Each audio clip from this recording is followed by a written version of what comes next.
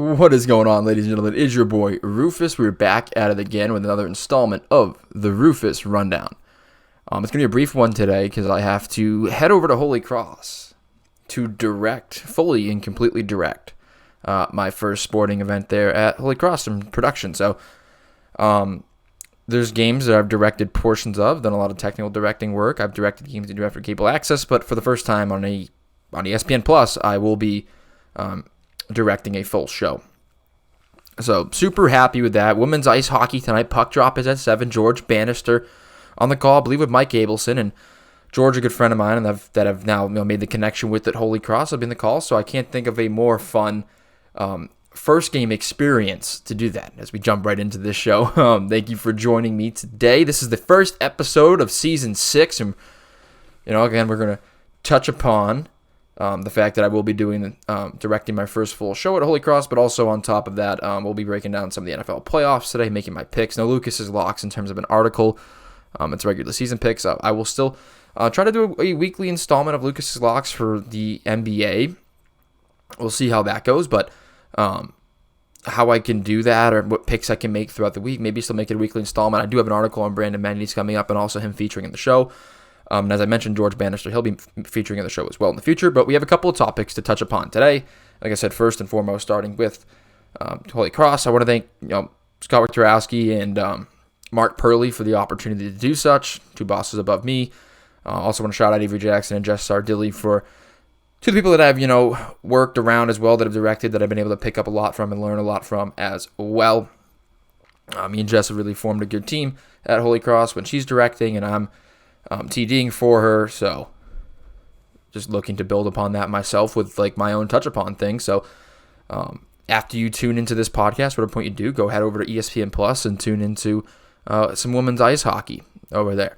But without further ado, we'll get right into the episode here. We're going to start it off with some college football. I mean, there's been a lot going on in the sports world, and there's a lot more that I wanted to get into here. And again, this podcast should have been done like a week ago. Or maybe it was just earlier this week that I said I was going to do it. I think, no, it should have been done at the beginning of this week. It's been way too long without a podcast. But again, moving in and, the jobs and everything, trying to make it work. It'll be an action-packed January. I will be doing a lot of content in January. But the issue is that when I went to record this, my microphone just decided to not work for a period of time. So that was interesting. But we get it to work now. So without further ado, we'll get into it. So first on the rundown today is Jim Harbaugh and the Michigan Wolverines winning the national championship by a score of 34-13. Again, I thought it was more entertaining at least than the TCU disaster. Michael Penix didn't look as good as he had all year, but I still don't think that's a big issue for Michael Penix. DJ McCarthy really just game managing his way there. I don't know if he's declared for the draft yet or whether he's going to come back or not. Blake Corum obviously doing his thing, and again now Kalen DeBoer moving on to Alabama, which we will be addressing as well. But Michigan finally captures the crown. Jim Harbaugh finally captures the crown, and I think more so the talking point is Jim Harbaugh is set to interview for the Chargers position.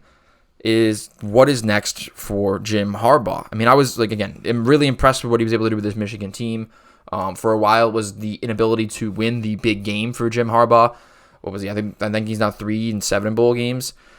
I'm not sure with them or what it is. I think he's 3-6 with them in bowl games. I think overall, he might be 4-10 of sorts, in his career. But with Michigan, he had not won bowl games, but not performed well in the big games. But truthfully, Michigan being the best team in the land. And again, there were some other points that on the last podcast that the world never saw or heard because the microphone didn't work, that I touched upon with some of the other teams that maybe should have got in. There was no better example of why we should have the 12-team playoff going forward. Glad we do.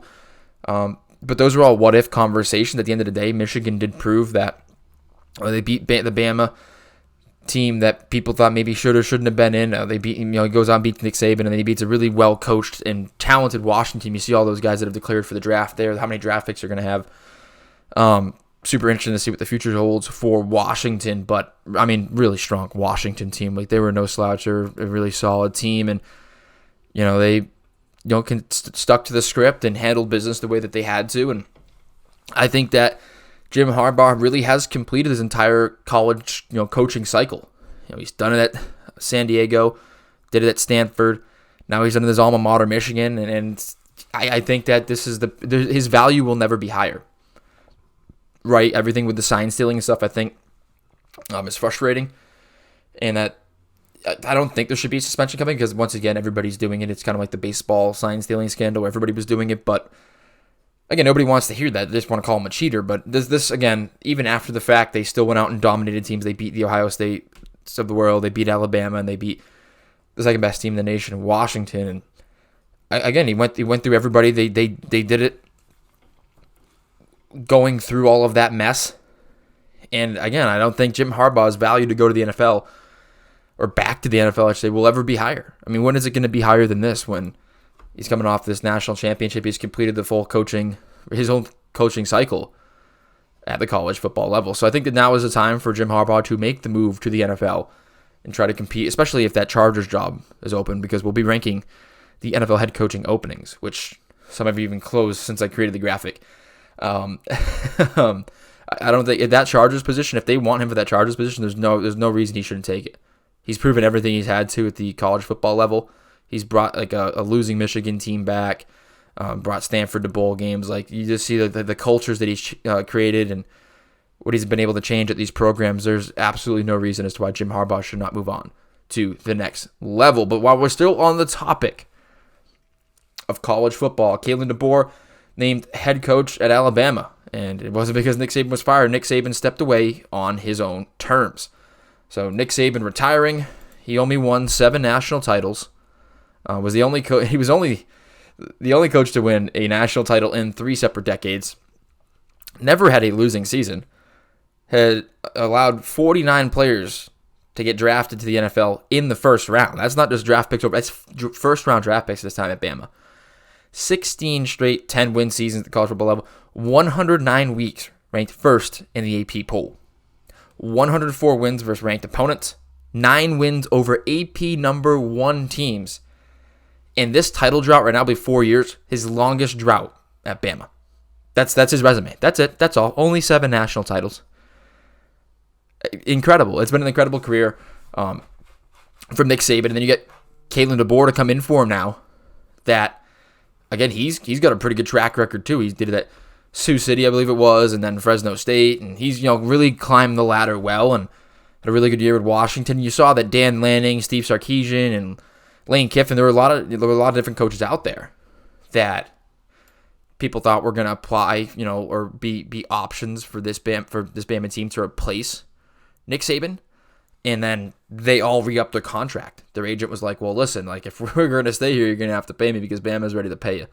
And they all had to, they all released hype videos. Everybody thought that they were all going to take the job and everybody jumping at it, but they all stayed put because they know that they have what they have in place with their program and recruiting. And I don't really think anybody wants to follow Nick Saban, and that's also like something we can touch upon with the Patriots as well, with everything going on with Bill Belichick in just a little bit. Like, who wants to follow this guy? But shout out Kalen DeBoer. Kalen DeBoer is ready to take on the challenge. Like I said, he's proven a lot. He's really climbed up the ladder from the schools that he's worked at to where he's got now. It's been very, very quick ascent to being the head coach at Alabama, and again, what he's been able to do to the passing attack with Michael Penix. I don't know what that means for the future of Jalen Milroe or what he's going to be able to extract out of Jalen Milroe, because clearly not the best thrower in the world. But that's not as much of the talking point as Nick Saban is. Like I said, I gave you his resume, but it's something that Colin Cowherd had mentioned in his show too, about how he was able to, like guys like Steve Sarkisian, guys like Lane Kiffin, even Bill O'Brien go back to the league now.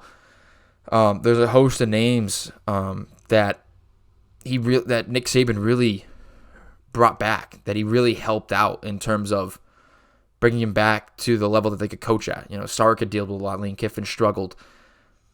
So it's certainly interesting to see how much he provided to other coaches, like how much he helped people out.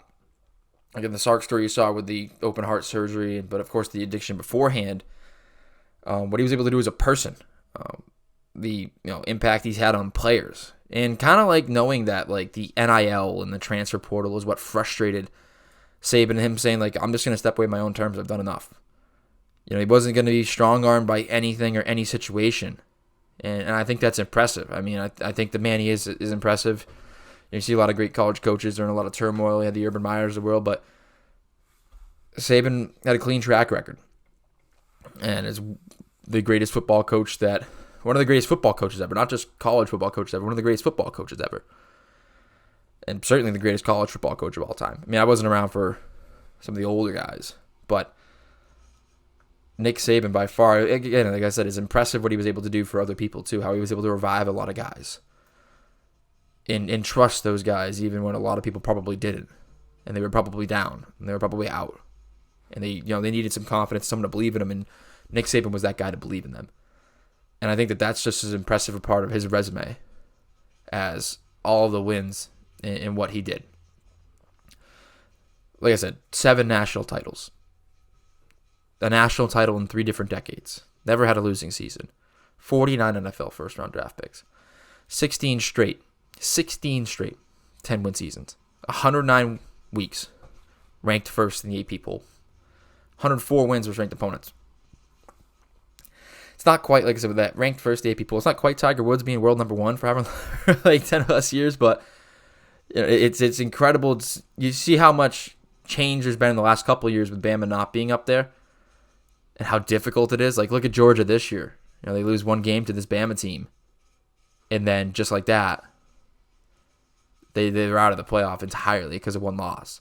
So just think of how difficult it's been for Bama to hold that top spot.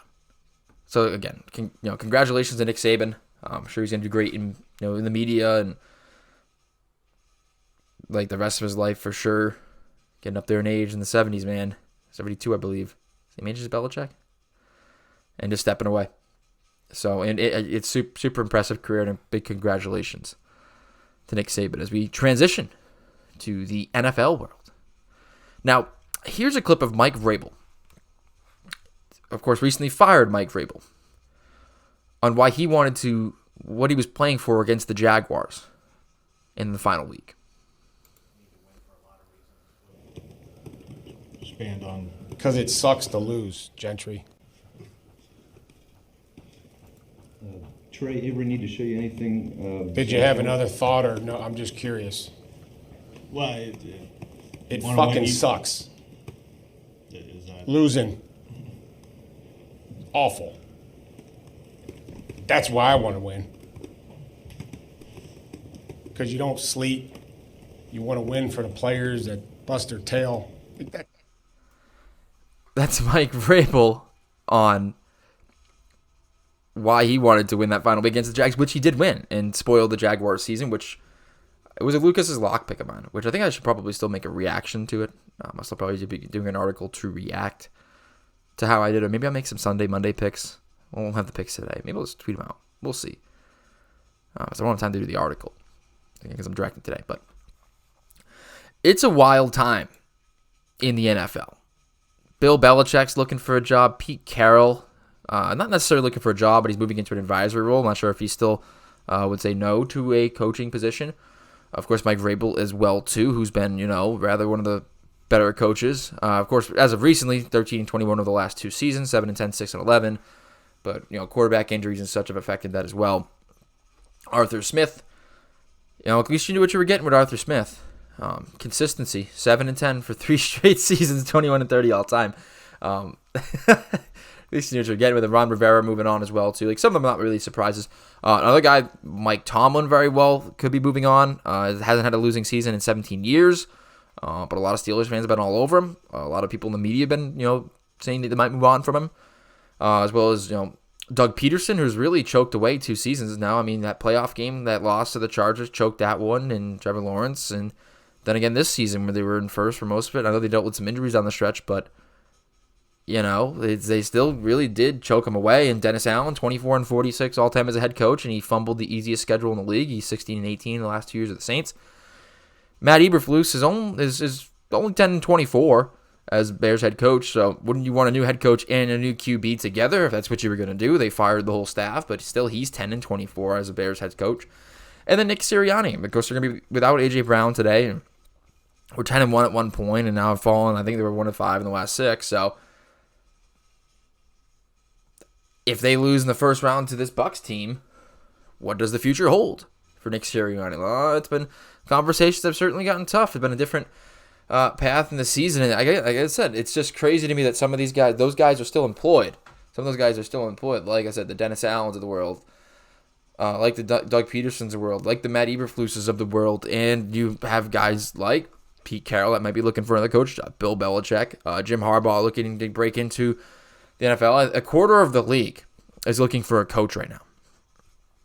Or it's no longer a quarter because Bill has since been replaced by Gerard Mayo, which we'll be touching upon in just a little bit. But let's take a look at, like, I think these of the main guys, right, with Belichick moving on. And we'll talk about the transition, but I want to talk about Bill Belichick being let go first. 24 years with the Patriots, 267 and 121 all time with the Patriots. 6 Super Bowls, 9 Super Bowl appearances. It is the greatest sports dynasty ever. As Robert Kraft put it, unequivocally the greatest. It's a true story. It needs 15 more wins to match Don Shula. I mean, and he's looking for a job. Now, again, they were very professional in the interview that they did with Robert Kraft, and Bill still wants the coach getting up there in age. Clearly, I think the GM thing is an issue, but we'll see how it works out with him in interviews and whether they're going to give him a GM and how it'll work with the dynamic of having somebody, feed him player personnel and how he coaches them. But again, 24 years in New England, over. Let's look at Pete Carroll, who, again, Patriots fans might not like, but I kind of, by the end of it, I'm a Patriots fan, so I liked Pete Carroll by the end of it. His career, I don't know if I liked him out of USC. I guess you heard a lot from Patriots fans that he sucked. So, around here, I guess it kind of changed the way that I thought about it when I was a kid. But you look at Pete Carroll now, he had 14 seasons there and 10 postseason appearances, 11 years with a winning record, and 5 NFC West titles. Of course, had back-to-back Super Bowl appearances with a Super Bowl victory thrown in there with the Legion of Boom. And now he heads to an alleged advisor role. I'm not sure if that's going to change. If any opportunities come about to Pete Carroll. But you also have Mike Vrabel on this list, who, these are more of the Black Monday guys. Mike Vrabel, 6 seasons, he's 54 and 45 with 2 playoff wins with the Titans. Now, in his first 4 seasons, he was 41 and 23, and then again, like I mentioned, 13 and 21 over the last 2. It was a stark contrast to how the first 4 had gone.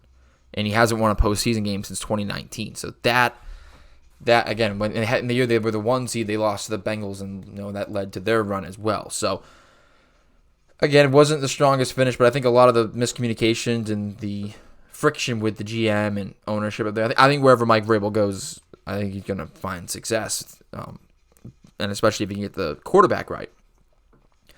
But it's just a wild time in the NFL. Like I had mentioned, those guys that are still employed and over a quarter of the league looking for change, or about a quarter now that the Patriots have gone with their guy. And of course, all these teams are going to go through the interview process. We'll get probably some college guys like the Jim Harbaughs of the world. I mean, you have a lot of good coaches out there. So if you're even on the fence about keeping who you have around, and like I said, some of those guys that the team's committed to, you have good coaches on the market that you can go talk to. Like if you're the Bears, you have a top draft pick, you have capital with Justin Fields, want to get rid of him, and you're going to stick with Eberflus. You have a chance to go out and get a Belichick. You have a chance to go out and get a Vrabel or a Jim Harbaugh. And you're passing it up. Say with the Saints, your cap room is pretty messed up. Mickey Loomis, you're not going to have, he's going to not be around forever. Be able to work through the cap the way they have. They have guys that are aging. You might not have the most prime QB, but you've paid them. Like, if you're going to do something, you need someone to lead the troops. You're going to stick with Dennis Allen. It was nothing but losing. Losing record with you, losing record overall in his career. And you have guys like Mike Vrabel, Bill Belichick, Jim Harbaugh, Pete Carroll available out there. And you have some really good coordinators, too, like the Ben Johnsons of the world. Dan Quinn's of the world, who, of course, didn't work out last time, and he's a defensive guy. But he was one who could build relationships with the quarterback if he finds the right spot. So I will now rank for you. So the Patriots were ranked last for me prior to Gerard Mayo taking the job, because who wants to follow the greatest coach of all time? Bill Belichick is hands down the greatest coach of all time, and we'll be touching upon that next. But right after that, the Las Vegas Raiders, and again, I kind of have them ranked low. I have them ranked low because I'm considering that Antonio Pierce is going to get it, because Max Crosby just announced that he would request a trade and explore trade options. if they don't go with Antonio Pierce. So that's why I have them ranked there, because it would suck to go in there and lose your best defensive player, lose the entire locker room, have to totally reset the culture again because they don't go with the interim coach that did well enough. And they didn't go with Rich Bisaccia, and maybe that was the right decision, but it wasn't the right decision to hire Josh McDaniels. So, if your emotional leaders want to go with Pierce, and I'm not saying you let players, run your franchise, but I think at this point, considering how poorly it went last time when you got rid of Bisaccia, I think that you really should go with Pierce and how the players have rallied around him. He needs to figure out the offense, and they need to figure out the quarterback position, but clearly the defense. I had mentioned in the article that they had, since he took over, they had really done well with takeaways, sacks, total defense, scoring defense. They had put up some impressive numbers. And culturally, I think he can lead the locker room. He's shown leadership, and it kind of, leads into the Gerard Mayo thing, too, with what he's going to be able to do in his time as a linebacker and leader and team captain. So that's why I have the Raiders ranked low. It wasn't for the opportunity, per se. I think it would just be the fact that you'd be following Antonio Pierce, who all the players wanted to keep, and you'd just be, following in after McDaniel. So we'll see what decision they make. Working our way up the list, the Tennessee Titans, just the quarterback position. I don't know if you have it figured out. I like Will Levis, but it's clear that with ownership and GM and everything that happened with Vrabel, like what would a fresh start look like? They have holes everywhere. They haven't exactly drafted too well recently. They still haven't replaced A.J. Brown. I mean, DeAndre Hopkins isn't what he once was. And you've rolled through multiple quarterbacks, and you've dealt with injuries to Levis, and Malik Willis wasn't the answer. There's so many unknowns with the Tennessee Titans that I think in terms of genuine open positions, they're not my favorite. They're not my favorite because the division, I guess, is kind of like helpful, but you're going up against some, good coaches with Shane Steichen down there, as well as D'Amico Ryans. Those are young, hungry guys, and they're going to have two really good quarterbacks in Anthony Richardson and C.J. Stroud now.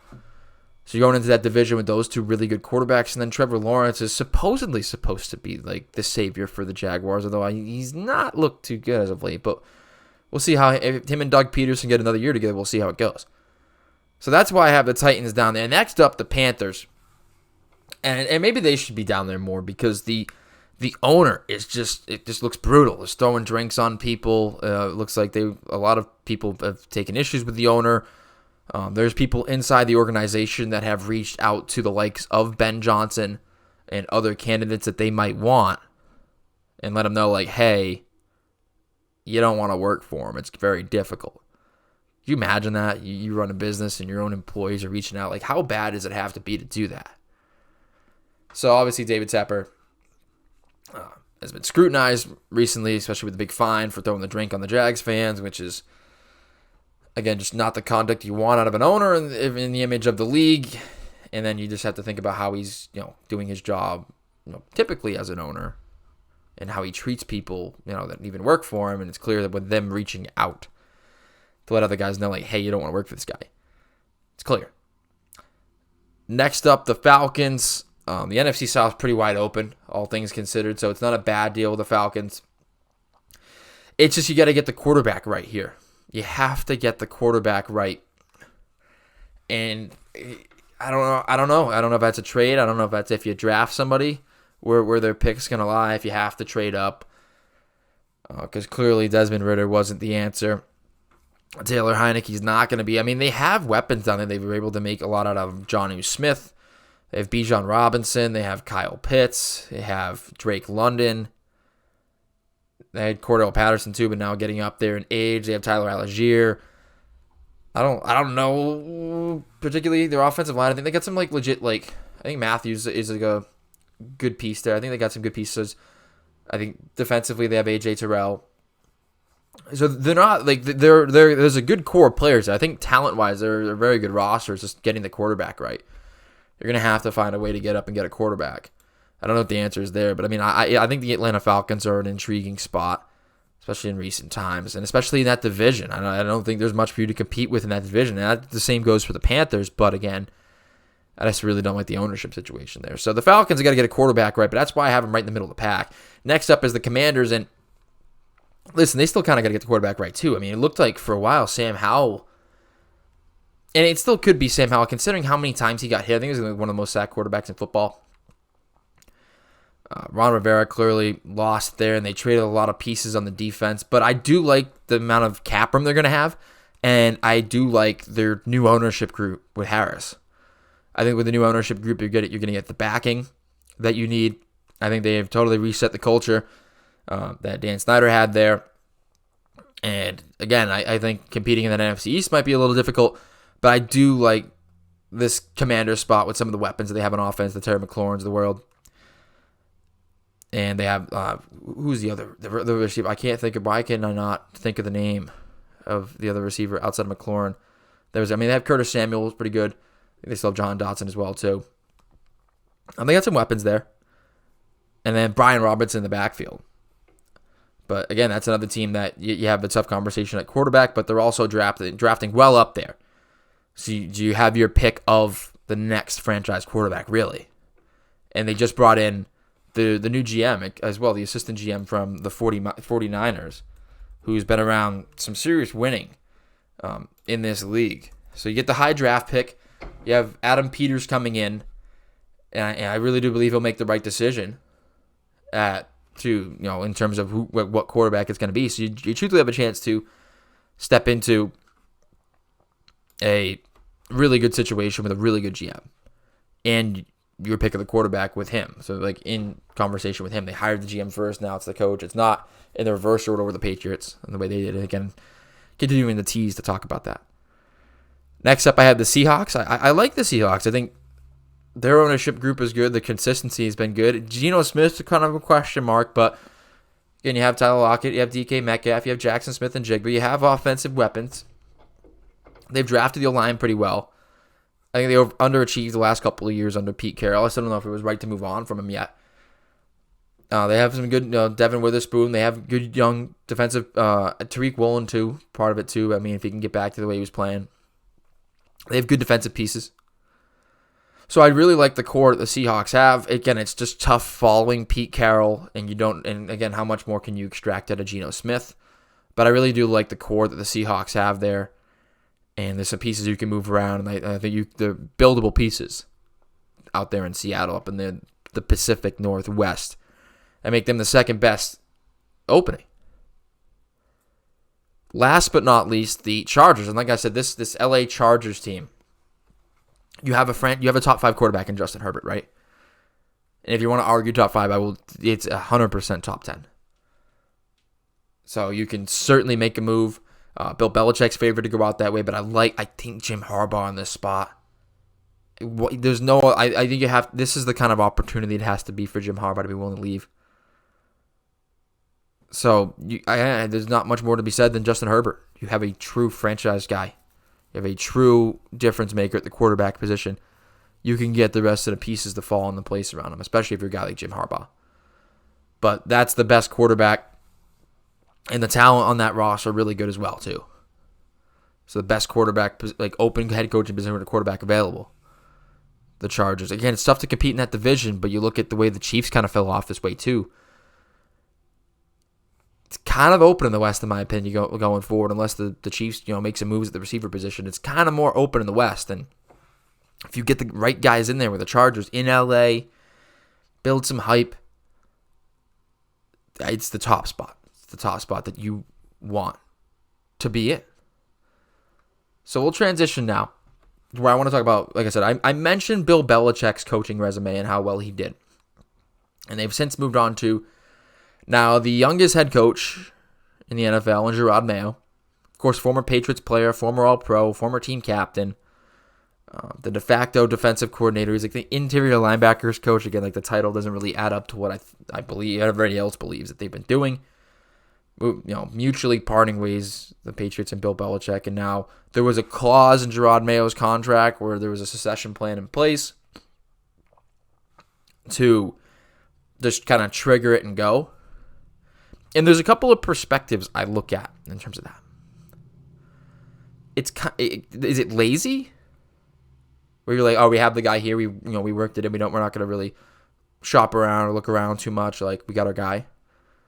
Is it arrogant by the Krafts to think we know better. This is our family. We keep it in the family. This is ours. We're not trusting anybody else with it. We know what we're doing. We've won 6 Super Bowls with Bill and Tom. Like, this is our guy. Like, we know what we're doing. This is the right choice. Like, there's a couple, like, that's the perspective there. Or the perspective is that they just really think he's the best guy for the job and they want to keep it in the house, and that's just the kind of culture that they're trying to create. They don't want to change the culture so much. Like, they want guys in the building trusting this guy, and they already had a guy there that everybody trusted and everybody looked up to, and figure why not go with him and give him a shot. So, like I said, there's a couple of perspectives there. But, like, 24 years with the same guy, you don't want to open it up to anybody outside.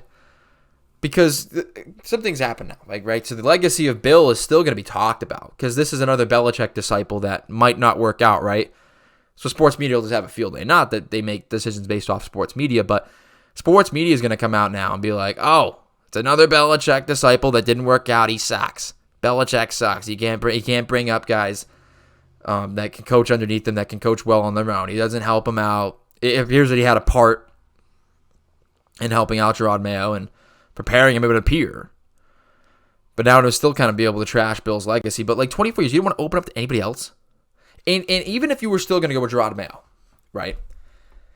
You should have went through hey, we went through a very difficult and rigorous hiring process. We interviewed so many candidates, and Gerard Mayo still was the best option of all of them. That might not have been the case, truthfully, but you had your guy you wanted. But you would have been able to kind of fluff it up a little bit. You'd be able to bullshit a little bit more. Be like, hey, we amongst all the candidates, we interviewed some really talented and really good candidates. He was still the best. You could have bullshit the fans. And you could have had more, the support of everybody saying, he beat out a lot of good candidates. And he still might have. That might have still made contacts with people. I'm sure they did. But, the reports were all former Patriots guys. Again, keeping it, in the family. You wouldn't, 24 years the same guy. You don't want to reset the culture. And how everything's been going, you want to keep it one of his guys. I know he's his own personality, his own person, he'll have his own coaching styles, but you really didn't want to at least entertain opening up to other people in different cultures. It's just wild to me. And again, what do I know? I'm just in my room, letting it rip on a microphone on the computer. For all you people to listen to. I'm not a billionaire owner. I've never won 6 Super Bowls. I'm not of the Kraft family. But it is, I think it is worth asking. You didn't want to completely reset the culture. And again, Gerard Mayo still might turn out to be a good head coach. I mean, I like what Antonio Pierce has done, but again, you go with another defensive guy too, where in the league everybody's kind of been leaning offense, and the offensive head coaches have had more success. So I think it's strange. I mean, good for them to, instill what they want to instill with the culture and their beliefs. Clearly not being strong arm anybody, and certainly not the media. But I don't know. I'm not sure. I'm not a fan. I'm not a huge fan of it. But again, we'll see. I'm not rooting against Gerard Mayo, and it's nothing personal against Gerard Mayo. I just think he's of the Belichick system that you just went through 24 years. How much is really changing if you move off of him? That's my question. So we'll see what the future holds for Gerard Mayo and the New England Patriots. Now we get into the NFL playoffs. This is what we get to close it out on the show. We're going to make Lucas's locks live on the podcast. So what we got against the spread through the playoffs and my Super Bowl prediction. So, leading it off on the Saturday is the Cleveland Browns and the Houston Texans. And then Dolphins Chiefs later on Peacock, exclusively streaming on Peacock. I like the Dolphins to win that one outright. Apparently it's going to be negative 25 in Kansas City. It's going to be disgusting. So give me the Miami Dolphins outright against the Kansas City Chiefs. I think it's 4.5, but it's up to 5 now. But I'm still rocking with the Miami Dolphins. I know it's going to be cold and it's a Miami team, but I like their ground game better. And in that case, I'm going with the Miami Dolphins. Now, Texans-Browns, I like C.J. Stroud at home. I like the Joe Flacco story, but I really like C.J. Stroud at home in this game. And Cleveland favored by 1.5 on the road, which is really a 4.5 swing because it's like home field's worth 3. I still like C.J. Stroud in this one. I think C.J. Stroud's going to take this with the Texans. Moving on to Sunday, Steelers-Bills. Bills favored big, and I like them too. I just can't see the Steelers, especially without T.J. Watt, competing in this one, and I think that's a slam dunk. Over-under at 33.5. I don't know if they cover the spread just because of considering the weather and how bad it's going to be, but I will take the Bills to win this one, but I will take the Steelers to cover the 9.5 point spread as it stands right now. Following that on Sunday, Packers-Cowboys in Arlington, Texas, AT&T Stadium. Again, Dallas favored by 7. Jordan Love really has had a good year, and I think he deserves more credit. He deserves more of the Mahomes-style hype. He deserves more of the hype from C.J. Stroud. I mean, it's, his first year as a starter, I don't think he's gotten the deserved hype. The Cowboys 8-0 at home this year, and they're going to continue that. They're going to win this game, and they're going to cover the spread. But, again, you're playing with house money if you're the Packers. Jordan Love, you hit on another quarterback, and I think he's the guy that you're set to build around for years to come. Sunday Night Football, Rams-Lions. Matt Stafford against his former team, and Jared Goff against his former team. When they made that trade and the Rams won the Super Bowl, now who would have thought that this would have been a matchup? Lions are at home, Rams traveling on the road, Detroit favored by 3. I like Detroit in this one, and I like Detroit to cover the spread. I just think that their defense is going to be able to create more turnovers, and they just have more experience, and I think they have more depth overall as well, too, on the defensive side of the football. Stafford's still going to do his, but I think they're going to be able to force more turnovers for him, and I think Jared Goff's going to have a good night against that Rams defense. We'll see what the matchup of him and McVay and Johnson and Ben Johnson calling plays for him, and if McVay knows anything personally with Goff, we'll see. But I just think that there's more depth in that Lions team, and they'll move on to the next round. Now we got Eagles-Buccaneers. I kind of like the Bucs in this one. No A.J. Brown for the Eagles. They're favored by 3. I like the Buccaneers outright at home. This Eagles team is collapsing. I do not like the way the culture's going, and Nick Sirianni very well could be on his way out of Philadelphia. I like the Buccaneers to win outright in the upset in this one. So where does that set up the rest of the playoffs? Because obviously the Ravens and 49ers are on buys. What will it look like after the fact with who I just picked? There's something about this Dolphins team and Mike McDaniel that I don't know. I just, something about it. Something about him. And again, Tua really has to be better, and they'd have to go on the road and beat a Ravens team that really smashed them recently. But I kind of like the idea of a 49ers-Dolphins Super Bowl. That's kind of where I'm leaning in terms of my picks. 49ers Dolphins Super Bowl is my pick. I get a first round exit for Pat Mahomes. It's quite a wild event that might transpire. But I personally do believe that it'll be Dolphins 49ers. That's my Super Bowl prediction. Appreciate you tuning in on this brief rundown episode. I think we're going to get right around 40 minutes. And again, it'll be more consistent content coming up. It's just been super busy with me moving in and all over the place, working camera, calling games, and directing my first event on ESPN Plus tonight with Holy Cross Women's Ice Hockey. Woo Sox coming up in the summer. It's a hope as well, too. It looks like that's almost a done deal. So we'll continue. I will continue to update you on where I will be, but the Rufus Rundown will always be here. I appreciate you tuning in to the Rundown. Also, be sure to tune in on the Spotify and Apple, wherever you get your podcast, and make sure to follow on all the social medias linked below in the description. It's your boy Rufus, signing off.